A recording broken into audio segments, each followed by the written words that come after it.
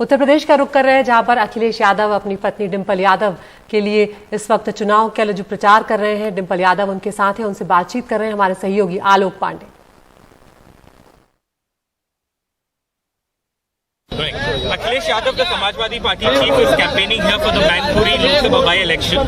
His father Mulayam Singh Yadav held that seat. Akhilesh Yadav today addressing small campaign here. Every 2 or 3 kilometers he stands talking and pressing 200 ये जानना चाहूंगा कि ये मैनपुरी की जो battle है, क्या एक प्रतिष्ठा की लड़ाई आपके लिए? आप नेता जी के नाम से कोई मांग रहे हैं? Is this battle of prestige for you?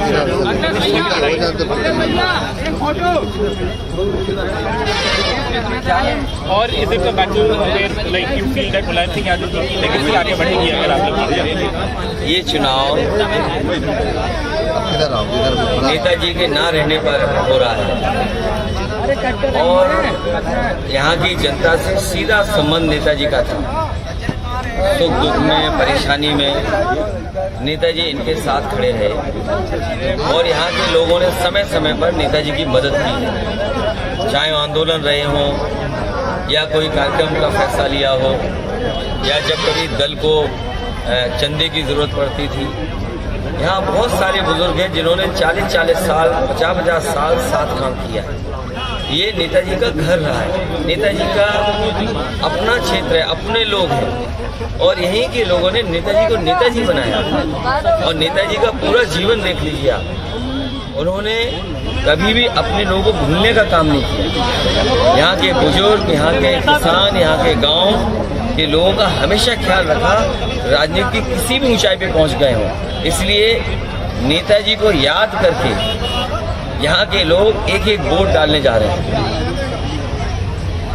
मैं आपसे ये भी पूछना चाहूँगा सर, क्योंकि विपक्ष भी लड़ रहा है चुनाव, उसका भी कैंडिडेट है, उनके बहुत सारे दिग्गज लोग कैंपेन कर रहे हैं, योगी आदित्यनाथ भी आज जारी कर रहे हैं, केशव मौर्य, विदेश पार्टनर, वो ऐसा कह रहे हैं कि क्या कहते हैं, नेताजी के नाम का चुनाव नहीं है और जनता हमें वोट देगी, क्योंकि अखिलेश जी चाहे उनका नाम इन्वोक कर रहे हैं लेकिन चुनाव उस पर नहीं है, चुनाव हमारे विकास पे है या चुनाव इस चीज़ पे है कि क्या कहते हैं हमने कितना काम किया। आप क्या कहते हैं? देखिए, अगर आपको एनालाइज करना है, अगर आपको बीजेपी के बारे में जानना है तो आपको अपने मन में और दिमाग में ये रखना पड़ेगा कि भारतीय जनता पार्टी से बड़ा झूठ कोई नहीं बोलता।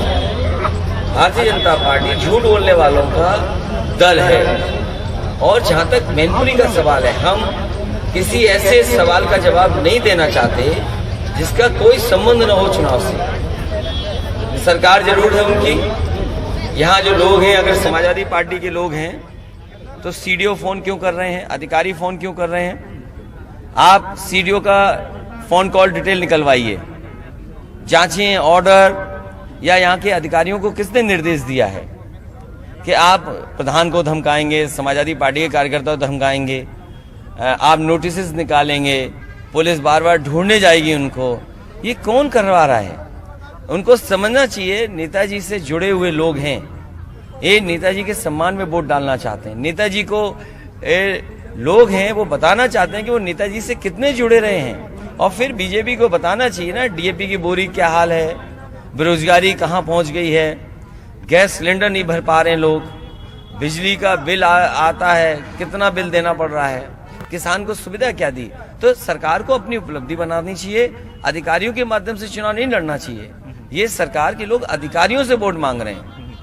आप इनके, मैं तो आपसे कहूंगा कि यहाँ के पुलिस कप्तान से आप सूची मांगिए कि आप चुनाव में किन लोगों की ड्यूटी कहाँ लगाना चाहते हैं। जो फोर्स बाहर से आ रही है वो कौन सी फोर्स बुलाई जा रही है, क्यों उनके नाम देखे जा रहे हैं, नाम देख करके, उनका बैकग्राउंड देख करके ये किस बैकग्राउंड के हैं। क्या इलेक्शन कमीशन को इस बात की नोटिस में नहीं लेना चाहिए? आप जो कुछ जाति के लोग या कुछ धर्म के लोगों को चुनाव से पहले आप कह रहे हैं छुट्टी पर जाइए, ये क्या तरीका है? क्या इलेक्शन कमीशन में भी आपके प्रतिनिधि मंडल गए? हमारा इलेक्शन कमीशन को भी शिकायत किया है और आपके माध्यम से यहाँ के प्रशासन से भी मैं कह रहा हूँ कि आप जनता का चुनाव जनता को लड़ने दीजिए, जनता तय करेगी। आपके अधिकारी क्यों फोन मिला रहे हैं?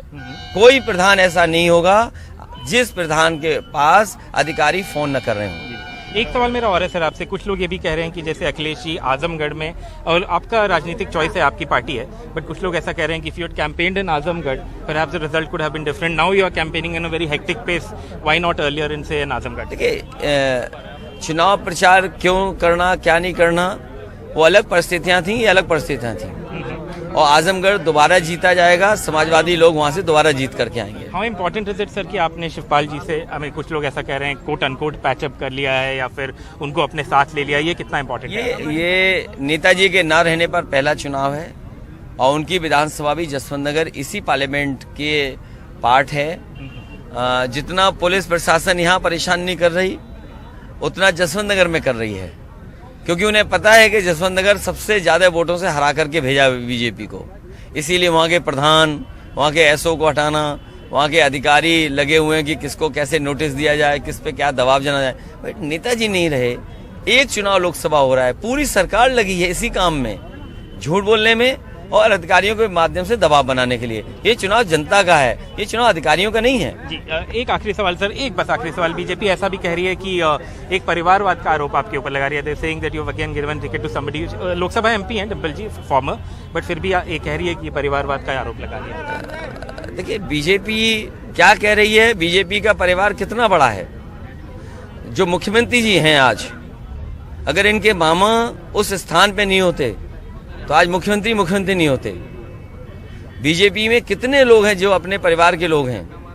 क्या आपने सवाल कभी उठाया बीजेपी के जो बड़े बड़े नेता हैं उनके परिवार के सदस्यों के बारे में कभी प्रचार हुआ है? क्या उनके दल में कितने परिवार के लोग चुनाव लड़ रहे हैं, कितने लोगों को टिकट मिलती है, कौन किस स्थान पर है, बड़ी बड़ी संस्थाओं पर है? तो बीजेपी कम से कम अपने परिवार के बारे में बड़ा बताए। Thank you so much, sir. So there you have it, Mr. Yadav here, Akhilesh Yadav, taking a host of questions. You can see him going to that side as there is a bit of commotion. But Akhilesh Yadav here talking about a host of issues, including his quote-unquote patch-up with Shivpal Yadav, his uncle, and also talking about how this is an election that he says represents the legacy of Mulayam Singh Yadav.